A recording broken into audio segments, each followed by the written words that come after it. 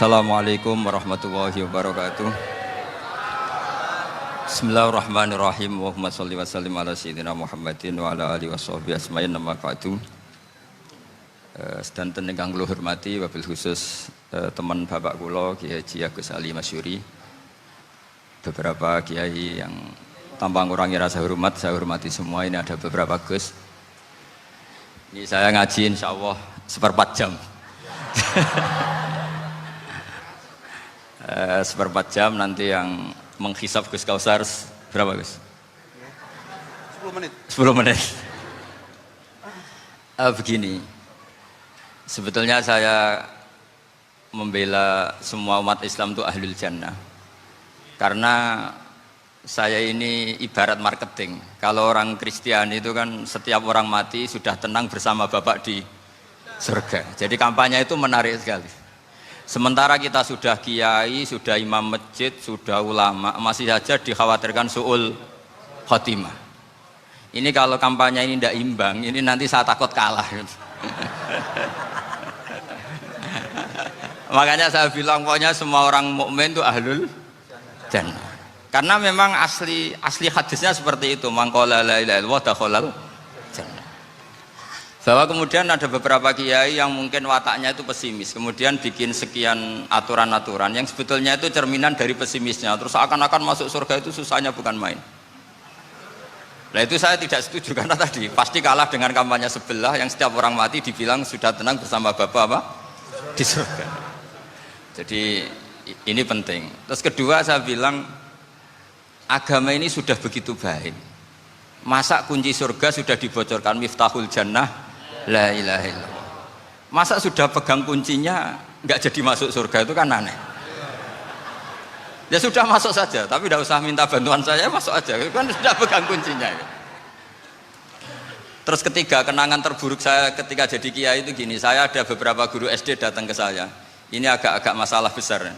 Gus boleh enggak buka ujian nasional yang masih disegel? Semua guru bilang nggak boleh, itu kriminal kan. Ada satu guru yang bikin analogi agak kacau. Boleh saja. Wong ujian di kuburan saja dibocorkan para kiai nggak apa-apa. Itu.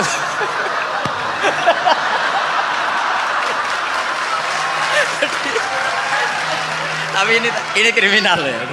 Perhatian kepada kiai, nggak boleh memukul pemateri.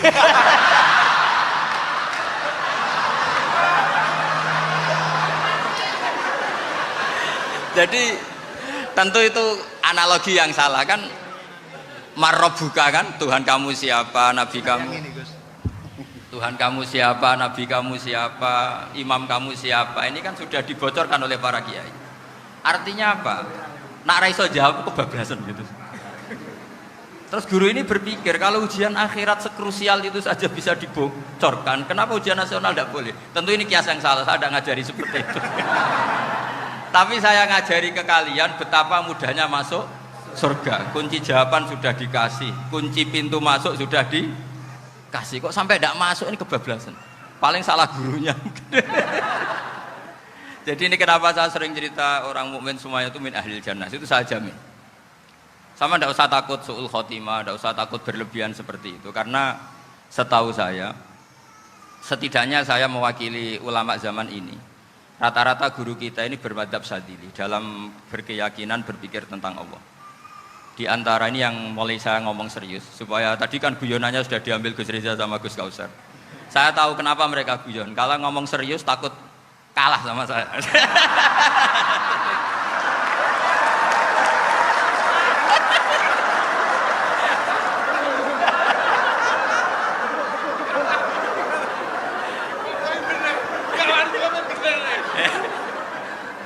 Karena saya ini sudah terkenal pemikir serius, jadi artinya itu satu kepintaran mengalihkan, ya, oh ya, sudah itu satu kecerdasan.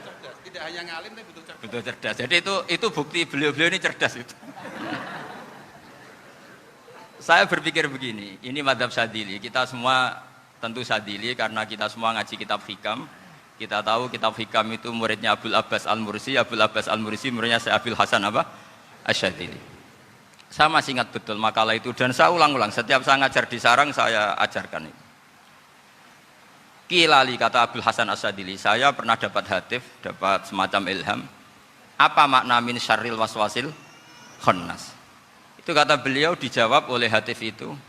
Hatif itu nggak perlu diterjemah tadi ada karena tadi diajarin itu. Apa yang dihidupkan itu nggak perlu dijelaskan. kata hatif tadi, waswasun yadkhulu bainaka wa baina habibika. Yunsika altofahu alhasanah wa yudzakiruka af'alaka asai'ah wa yukassiru indaka dzatas shimal wa yuqallilu indaka dzatal yamin liya'dila bika an husni dzanni billah ila su'i dzanni billah. Jadi yang dikatakan waswas adalah kamu digiring untuk hanya ingat sisi-sisi kamu yang negatif, dilupakan bahwa Anda punya sisi-sisi yang positif. Misalnya seperti ini, mungkin secara fikih tadi banser-banser tegas, wah ini masalah lelaki perempuan dipisahkan gini-gini. Tapi kenapa Gus Ali bilang ya sudah gini gak apa-apa. Sebetulnya ada rukhsah itu karena ini di depan umum. Yang paling pantangan Nabi itu la yakhluwanna rajulun bimra'atin. Ini ada yang menjaminnya gitu. Malah khawatir saya di sini dipisah tapi setelah berduaan nggak bisa. Jadi toleransinya karena ini di depan umum. Itu masih ada toleransinya. La yakhluwanna rajulun bimra'atin. Begitu juga ketika kita dosa, misalnya kita dosa. Orang Islam setiap dosa itu pasti ingat salahnya, kemudian istighfar. Dan ketika satu kebaikan dibandingkan keburukan, itu kata semua ulama, karena sayyi'ah itu bernilai 1, kebaikan bernilai apa? 10. Itu masih surplus berapa? 9. Jadi itu cara berpikir Abdul Hasan As-Sadili. Kenapa kamu harus berpikir positif tentang Tuhan? Sekali berpikir tentang negatif, itu bahaya betul. Misalnya begini, kamu berpikir tak rewangi, jadi kiai, sujud, rukuk, ternyata aku tetap lebu neraka, gunanya apa? Itu menurut saya kan nggak punya akal. Sujud itu satu kelaziman menghamba kepada Allah. Normalnya seorang hamba itu ya sujud. Kemudian gara-gara kamu ingin masuk surga, terus logika kamu dibalik, gunanya apa saya sujud? Ternyata saya masuk neraka. Itu pertanyaan yang benar-benar bodoh dan itu menjadikan Allah benci. Logikanya dibalik begini. Ini saya ngomong serius karena ini bentuk kemenangan saya ini bentuk kemenangan saya. Saya berkali-kali ngomong di kota pelajar di Jogja karena banyak pengujinya juga. Bukan sekedar pendamping tapi penguji. Banyak yang profesor, bukan sekedar dokter, banyak yang profesor. Jadi biar ini dok.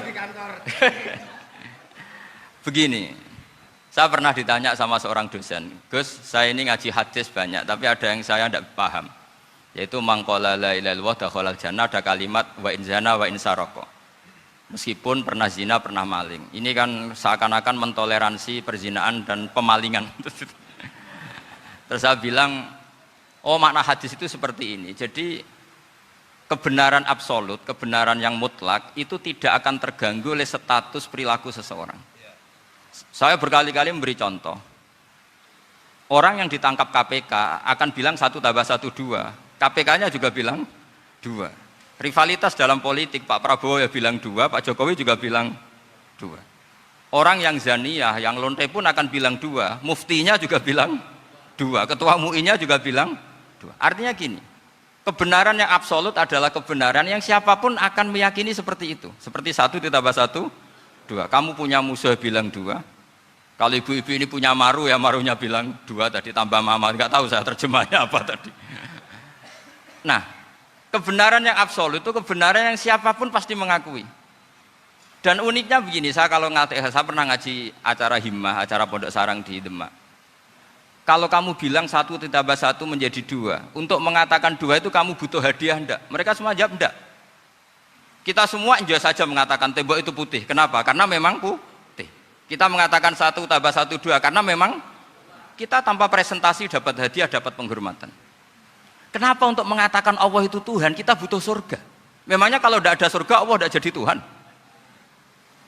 Ini problem orang soleh-soleh yang terlalu pesimis. Makanya nanti orang-orang soleh itu masuk surganya berat. Tapi kalau orang alim lebih gampang kira-kira seperti itu. Iya, karena kan imannya lebih bagus. Dalam hadis qudsi Allah ini yang dibuli orang-orang soleh. Laulam akhluk jannatan wala naron alam akun ahlan an uto'ah, dalam hadis qudsi itu. Kalau saja saya tidak menciptakan surga dan neraka, apa saya tidak jadi Tuhan yang perlu ditaati? Apa kalau kamu tidak saya kasih uang 1 juta terus bilang 1 tambah 1 11? Enggak kan? Tetap bilang berapa? 2. Kalau kebenaran absolut yang 1 tambah 1 kamu bilang 2 meskipun tanpa mendapat hadiah. Kenapa untuk bilang Allah Tuhan kamu butuh hadiah surga? Itu kan serah ikhlas belas. Makanya saya terus mengajarkan ikhlas. Ikhlas itu bisa dilatih dengan akal, dengan pikiran, bil ilmi lah. Harus dilatih. Nah di sini ini momen atau makna yang mestinya harus difahami wa inzana bahwa kalimat ini sah meskipun dilafatkan seorang yang pernah zina. Sama seperti 1 tambah 1 2 sah, diucapkan siapa saja sah. Dan siapapun akan mengucapkan itu secara ikhlas. Ini penting saya utarakan. Sehingga setelah ada firqah-firqah takfiri yang mengatakan orang megang keris itu syirik, ke kuburan syirik, ini syirik. Itu salah besar. Salahnya adalah tadi kalimat-kalimat atau kebenaran-kebenaran absolut ini sudah jadi sibghatullah man ahsanu minallahi sibghah. Kalimat ini begitu absolut di hatinya orang mukmin. Sehingga ketika terganggu oleh hal-hal yang adat istiadat kayak pegang keris, kayak apa, ini tidak mengganggu. Tetap kualitas iman ini di atas keyakinan adat membawa apa keris. Kalau orang membawa keris menjadi syirik karena percaya sama makhluk. Orang misalnya kejawen kalau nggak bawa keris nggak nyaman. Orang kota itu kalau nggak bawa ATM juga nggak nyaman. Itu tidak dihukumi syirik. Kamu pergi lupa bawa HP nyaman enggak? Enggak, kenapa enggak dihukumi syirik?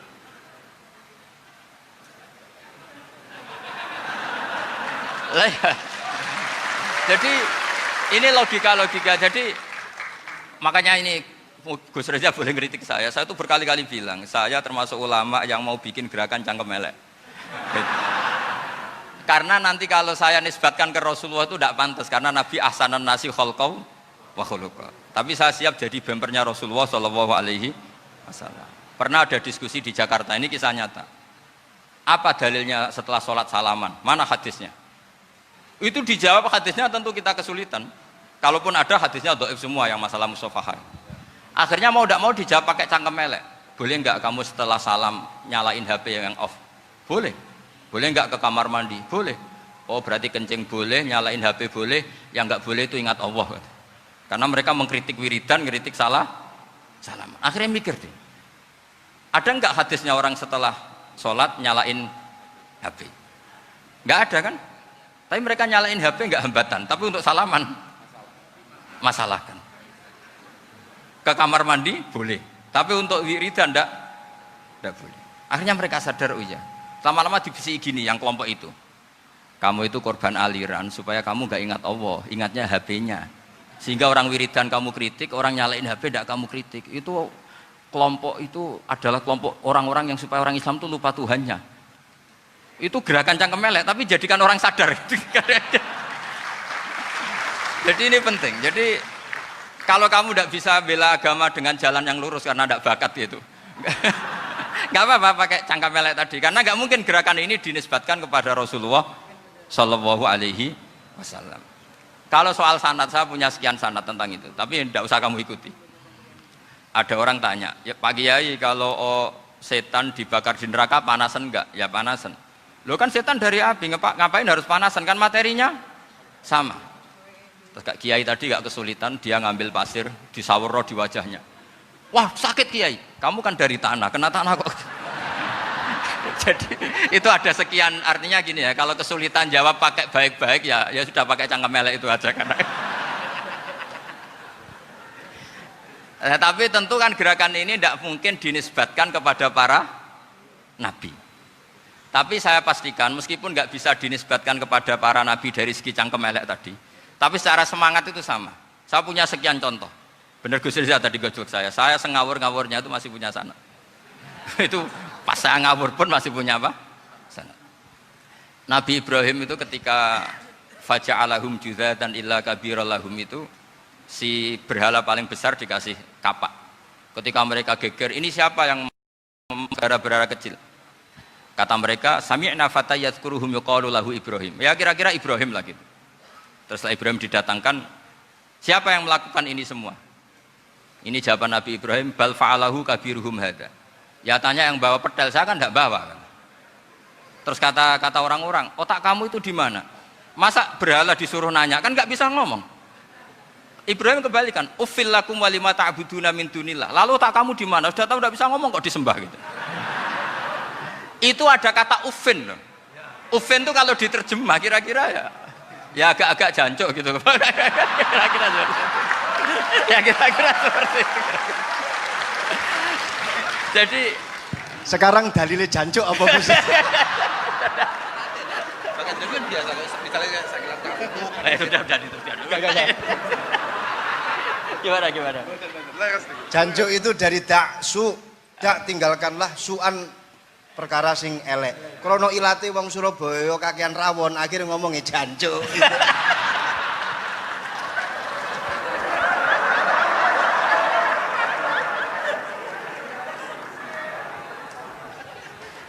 Jadi mulai dulu melawan kebatilan itu harus pakai logika yang vulgar. Karena memang nggak mungkin dengan bahasa-bahasa priayi itu nggak mungkin. Dan ini penting saya utarakan. Nah, kalau nanti nggak mungkin dinisbatkan kepada Rasul karena Nabi adalah ahsanan nasi khalqa wa khuluqa, kita yang ngambil alih saja. Gus Reza, saya, Gus Kaustan ini cara cangkem elek kan pantas. Luas. Selain bakat ya sudah natural. Karena memang itu cara kita menjelaskan kebenaran. Saya ulang lagi, itu cara kita menjelaskan apa? Kebenaran. Mau tidak mau. Saya pernah ditanya sama seseorang, Gus, beberapa nabi itu kan poligami itu bukti hiperseks. Karena yang tanya itu orang nasionalis, nggak pati senang Islam. Terus tak balik tanya, perempuan itu makhluk lemah enggak? Ya lemah. Kalau nolong lama satu itu gimana? Ya baik. Kenapa nolong dua jadi tidak baik? Harusnya kalau nolong tiga tidak baik. Tapi saya tidak dukung poligami. Ini cerita. Setidaknya mereka jadi ingat. Saya itu pernah ditanya agak-agak orang ateis.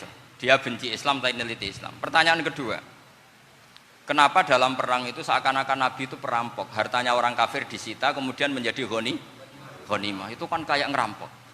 Terus saya tanya gini, kalau ada penjahat ke rumah kamu, kemudian pakai senjata api, setelah kamu ringkus, itu senjata api kamu kembalikan apa kamu sita? Oh ya saya sita, kalau tak kembalikan dipakai ngerampok lagi. Ya sama seperti itu, kalau kekuatan mereka dikembalikan, akan dipakai kekuatan mereka lagi. Jadi, ya lagi-lagi ini kemenangan orang serius. Karena nanti guyonnya sudah dintekno sama Gus Safa sama Gus Riza. Nah, kenapa saya ngajar begitu rileks, begitu santai? Karena pikiran saya sederhana. Fa innal uqula muttarratun ila qabilil haq. Akal sehat pasti dipaksa menerima apa? Kebenaran. Sehingga kebenaran itu tidak usah kamu ngomongkan secara serius, tidak perlu. Kebenaran itu mudah diterima. Saya itu pernah ngaji berkali-kali di Jogja di mana-mana sampai ada buku seorang dokter nulis tesisnya itu bangga lagi menjadi muslim setelah ngaji saya itu. Karena saya menerangkan itu ringan. Orang Islam itu harus mencintai Allah. Ciri utama cinta itu tidak tegang, rileks. Saya bilang begini, kalau kamu pernah 1 tahun digratisi orang rumah, makanan, kamu kira-kira itu mudah nggak mencintai orang yang berjasa sama kamu minjemin rumah dan ngasih makan gratis? Mudah kan? Apalagi kita ini mudah mencintai orang yang minjemin mobil 1 tahun, ngasih rumah 1 tahun, apalagi selamanya. Kenapa kita tidak mudah mencintai Allah yang memberi kita bumi, air, oksigen, semuanya kita dikasih Allah? Akhirnya mereka mikir, wong mencintai seseorang yang ngasih dalam durasi 1 tahun saja mudah, apalagi mencintai Allah yang ngasih kita tanpa batas. Itu disebut walladzina amanu asaddu hubbal lillah. Orang mukmin itu mudah sekali mencintai Allah. Caranya dilatih tadi. Kita mudah mencintai orang yang berjasa sama kita. Kenapa tidak mudah mencintai Allah yang tentu jasanya lebih besar? Nah, karena akhir-akhir ini banyak orang yang terlalu nazir, terlalu kata Nabi kan basyiru walatu nafiru yasiru walatu asiru. Sehingga saya bikin gerakan. Pokoknya semua orang mukmin pasti masuk surga. Nanti soal ada kesalahan-kesalahan kecil yang menjadikan orang su'ul khotimah itu sifatnya kehati-hatian. Jangan menjadi hukum. Hati-hati itu tidak menjadi hukum. Kalau kamu nyupir hati-hati itu bukan berarti pasti kecelakaan, enggak. Hati-hati itu ya hati-hati saja, tidak menjadi hukum. Ini penting saya utarakan karena kubu sebelah kampanyenya sudah tadi, setiap mati mesti tenang bersama Bapak di surga. Sementara kita mau kampanye, kamu sholat tidak mesti diterima, haji tidak mesti diterima, jadi kiai tidak mesti masuk surga. Coba kalau kita kampanye gitu terus, yang mau jadi muslim itu siapa? Jadi ini sudah tak perhitungkan matang-matang saya milih mazhab seperti itu. Ya ini saya pikir sudah, ini pembandingnya supaya punya waktu. Pokoknya gitu aja ya. Assalamualaikum warahmatullahi wabarakatuh. Waalaikumsalam warahmatullahi wabarakatuh. Tepuk tangan untuk beliau. Kita doakan semoga beliau sehat walafiat, panjang umur, jembar rezeki.